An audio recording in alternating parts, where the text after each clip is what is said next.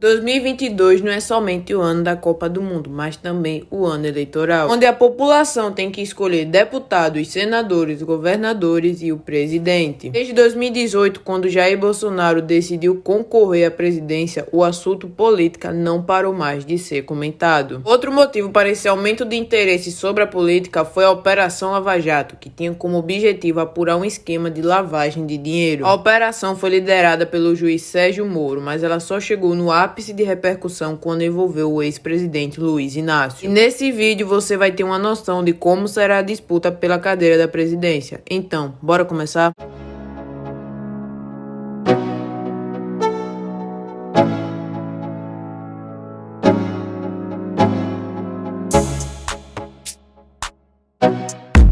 2022 tem tudo para ter a política mais comentada e acirrada de todos os tempos. O motivo disso são os candidatos que estão concorrendo para o cargo mais importante da política, a presidência. Essa repercussão começou em 2018, quando a eleição foi marcada por fatos inéditos, como um candidato que sofreu um atentado e um ex-presidiário tentando se reeleger. As eleições de 2018 também foram marcadas pela alta quantidade de notícias falsas, também conhecidas como fake news. Mas antes de você ver a intenção de cada candidato, você precisa aprender como funcionam as eleições. O sistema eleitoral brasileiro é responsável por determinar os representantes governamentais no legislativo e no executivo. Essa escolha é proveniente do voto popular, onde a população participa diretamente do processo político. Esse sistema foi estabelecido na Constituição Federal de 1988 e seu funcionamento é responsabilidade do Tribunal Superior Eleitoral, o TSE. O sistema brasileiro pode ser organizado e dividido da seguinte maneira: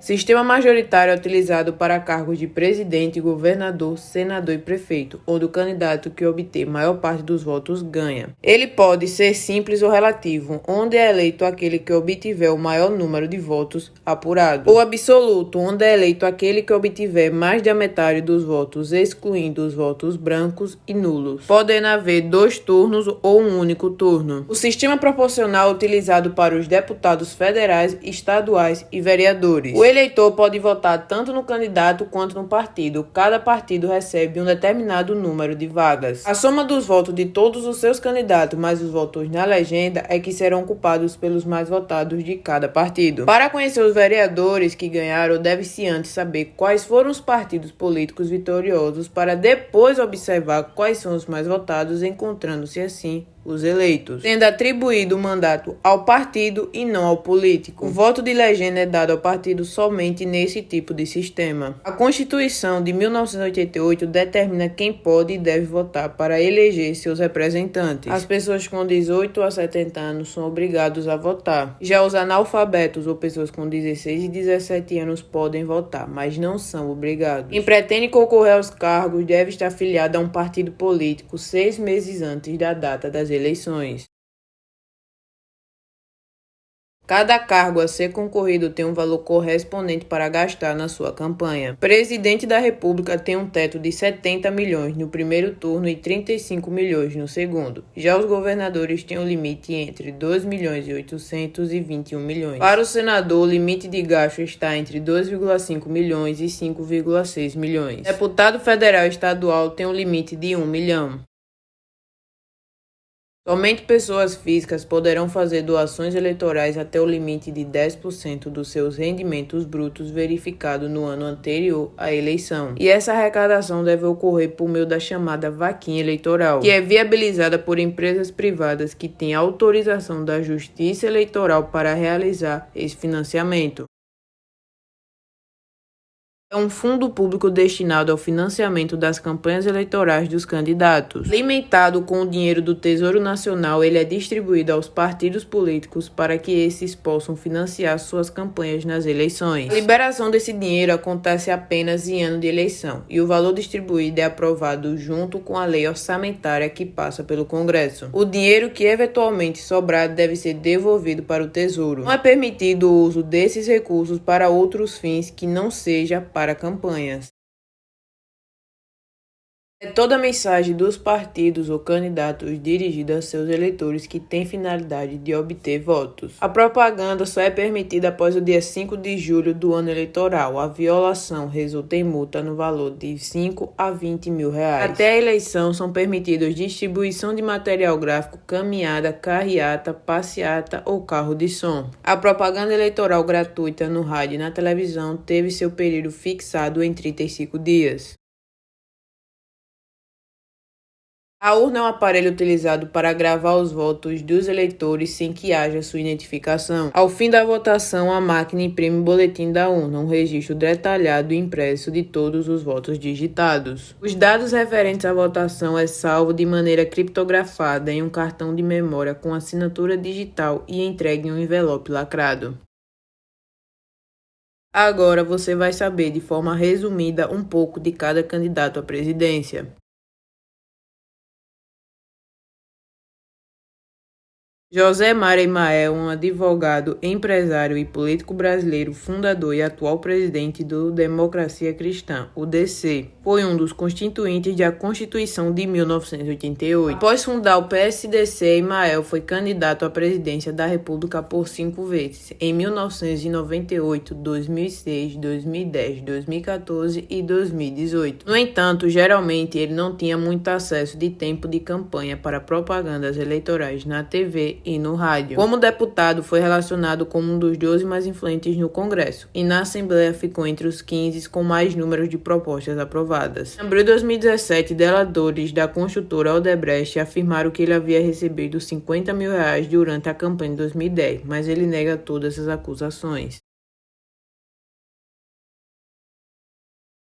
Sofia Padua Mozano é uma economista, professora e militante comunista brasileira, filial do Partido Comunista Brasileiro, o PCB. Mozano é militante do PCB desde 1989, com 17 anos. Nos anos 90, presidiu a União da Juventude Comunista, a UJC. Ao anunciar sua candidatura, Mozano foi classificada como uma alternativa da esquerda para a crise brasileira, e ela se propõe a qualificar o debate sobre uma saída popular para os graves problemas que afligem os trabalhadores. Entre suas propostas está a diminuição da jornada de trabalho e a ampliação de serviços públicos.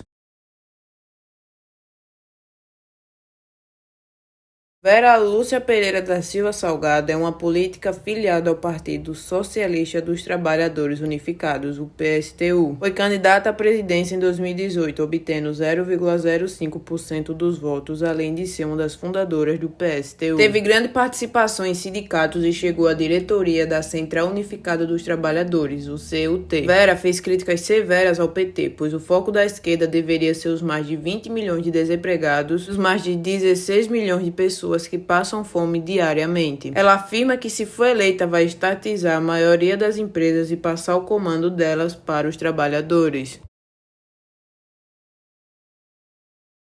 Pablo Henrique Costa Massal é um empresário, investidor, palestrante filiado ao Partido Republicano da Ordem Social, o PROS. Ficou conhecida após levar um grupo de mais de 30 pessoas ao Pico dos Marins, na Serra de Mantiqueiras, em São Paulo, e infelizmente o grupo teve que ser resgatado pelo Corpo de Bombeiros. Ele afirma que decidiu se lançar candidato à presidência em razão da polarização criada entre Lula e Bolsonaro. Ele defende a alternância no poder executivo e se compromete a fazer uma campanha diferente da chamada terceira via.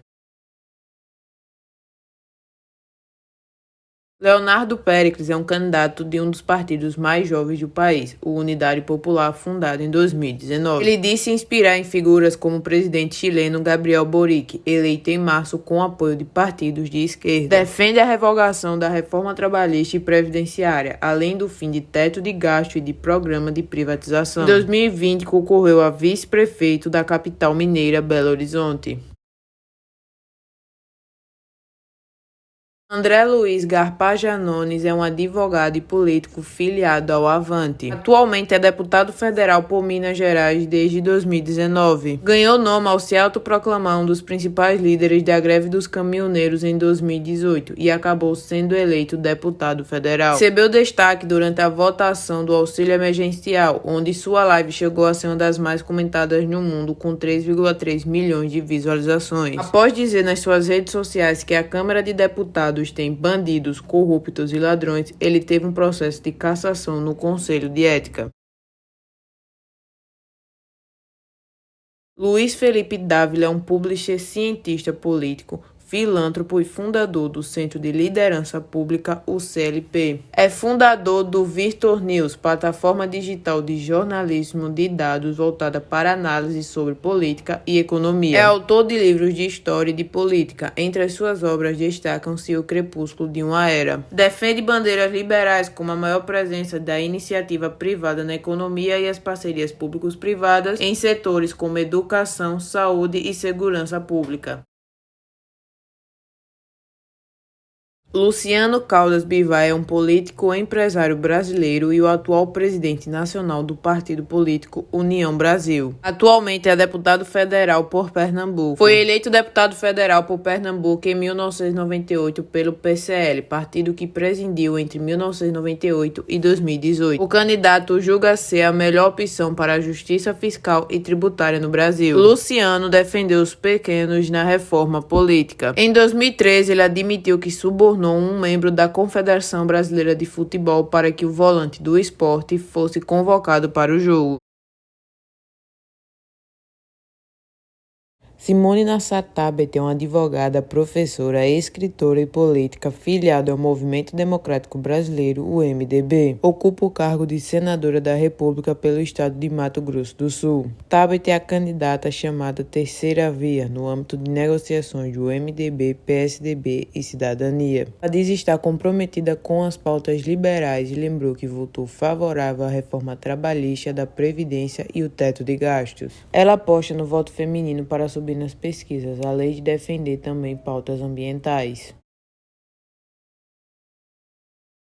Ciro Ferreira Gomes é um advogado, professor universitário e político afiliado ao Partido Democrático Trabalhista, o PDT. Ciro nasceu em Pindamonhangaba, interior de São Paulo, filho de um cearense e uma paulista.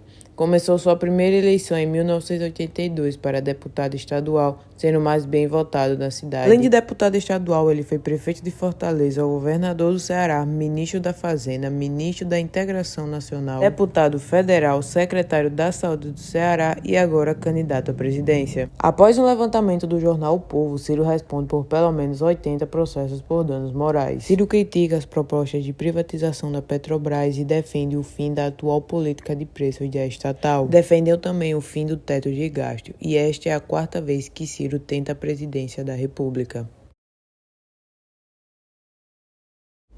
Luiz Inácio Lula da Silva é um ex-sindicalista, ex-metalúrgico e político afiliado ao Partido dos Trabalhadores, o PT. Lula comandou a fundação do Partido dos Trabalhadores com a proposta socialista. Em abril de 1980, houve uma greve no ABC que paralisou 330 mil operários durante 41 dias. Depois de uma intervenção federal, ele foi preso por 31 dias. Após quase o território nacional já estar implantado o PT, em 1986, Lula foi eleito deputado federal por São Paulo, o mais votado do país. Em 1989, ele tentou a disputa pela presidência, mas perdeu para Fernando Collor. Em 1994 e 1998, ele tentou novamente, mas foi derrotado por Fernando Henrique Cardoso. E em 2002, na sua quarta tentativa, ele obteve sua vitória. Os seus 2 mandatos foram marcados por grandes escândalos, sendo o primeiro presidente da República a ser condenado por corrupção e lavagem de dinheiro, além de várias outras acusações e processos, como o tráfico de influência, beneficação ao Odebrecht e participação em organização criminosa. Mas Edson Fachin anulou todas as condenações de Lula, fazendo ele recuperar seus direitos políticos, assim ficando livre para disputar as eleições em 2022. Jair Messias Bolsonaro é um militar e político filiado ao Partido Liberal, o PL. Nasceu no interior do estado de São Paulo, mas morou em várias outras cidades. Foi aluno da Escola Preparatória de Cadetes do Exército, formou-se na Academia Militar das Agulhas Negras, cursou a Brigada de Paraquedismo e se formou também no curso de Educação Física do Exército. Sua carreira política começou em 1988, quando foi eleito para a Câmara Municipal do Rio pelo PDC. Jair Bolsonaro candidatou-se à presidência da República Federativa Legislativa do Brasil pelo Partido Liberal, sendo o primeiro candidato a alcançar o valor de R$1 milhão em doações para campanhas eleitorais por meio de financiamento coletivo. No dia 6 de setembro de 2018, ele foi vítima de um ataque à faca durante sua campanha em Juiz de Fora. Em sua carreira política, defendeu a redução da maioridade penal, o direito à legítima defesa e a porte de arma de fogo. Além disso, destacou-se na defesa dos valores cristãos e da família, criando um dos movimentos mais falados no Brasil, a motociata, onde seus eleitores se reúnem para recebê-lo. A intenção desse vídeo é lhe ensinar algo mais sobre as eleições e lhe ajudar a tomar uma decisão consciente. Espero que vocês tenham gostado do vídeo. Se esse vídeo lhe agregou em algo, curte, comenta, compartilha e ativa o sininho para não perder os próximos vídeos.